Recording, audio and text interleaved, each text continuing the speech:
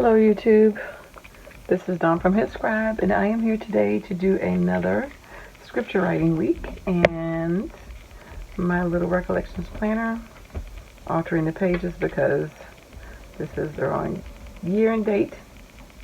Best time to buy them is when they expire. You get them 60-70% off, and that's what I did for this one. I just altered it myself. I did a video on that. And so this is the week of March the 21st to the 27th, and I am just writing out the dates because I will re-stamp the dates up here and the month. I put my own tabs up here that I made. You don't have to have anything special for that. You can just fold over a piece of paper and you can purchase them. Hope you guys are having a wonderful week. Thanks so much for taking the time to stop by. So I use my little whiteout, cover those things up, and then I am going to use my stamp and my ink.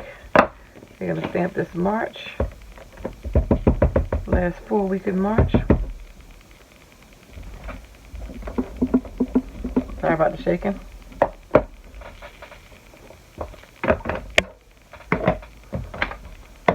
And then I am going to write out my scriptures. I am going to, let me date my dates first. So let's see. I hate these little stickers sometimes. You know, they just are there. And yet little stickers like this, they don't ever re-stick back on your sheet. Alright. So Monday,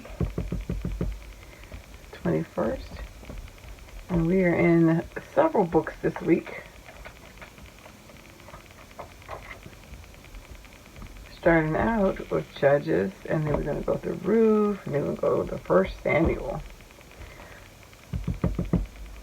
And I could write them all in one day, but so much piecemealing.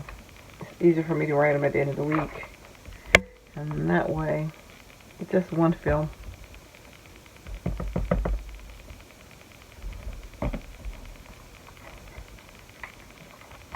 Don't know what I'm going to do today on this. But it's interesting because we can see how Israel is changing as a nation as we go through the books of the Bible.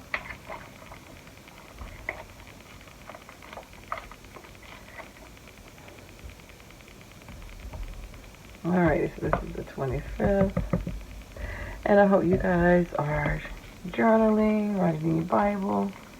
You know, I was talking to someone today, they're struggling with, anxiety and stuff, and I was like, I thought about scripture writing.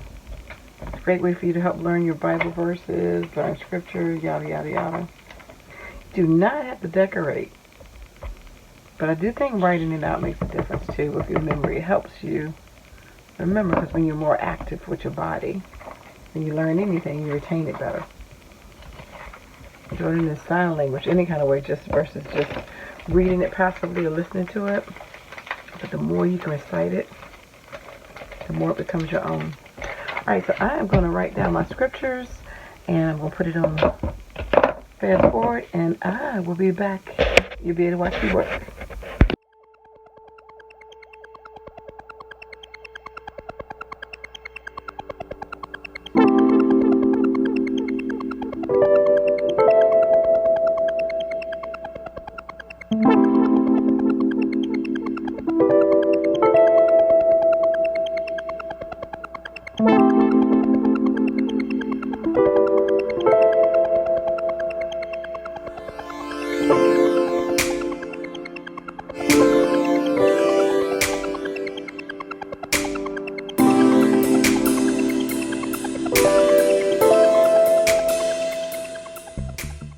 Okay, so I am back and I am finished, and I will read my scriptures, and I did a little different, put some little stamping on it, kind of kept it muted, but I like it. I thought it would be different to stamp some people on it. So we're in March, 21st, we're in the book of Judges 10:4. And he had 30 sons that rode on 30 ass colts, and they had 30 cities, which are called Havathayar, unto this day, which are in the land of Gilead. And then we have Judges 14:9. And he took there in his hands and went on eating, and came to his father and mother and gave them, and they did eat. But he told them not that he had taken the honey out of a carcass of a lion. That story, that's David. That story there, like, what did you do, David? Like, how did you get honey out of the lion? I'm curious. I'm going to ask God that when I go to heaven. And then Judges 19:17. And when he had lifted up his eyes, he saw a wayfaring man in the street of the city. And the old man saith, Whither goest thou, and when comest thou? Judges 21:25. In those days there was no king in Israel. Every man did that which was right in his own eyes. We know the downfall of that. Then we go into Ruth 3:14.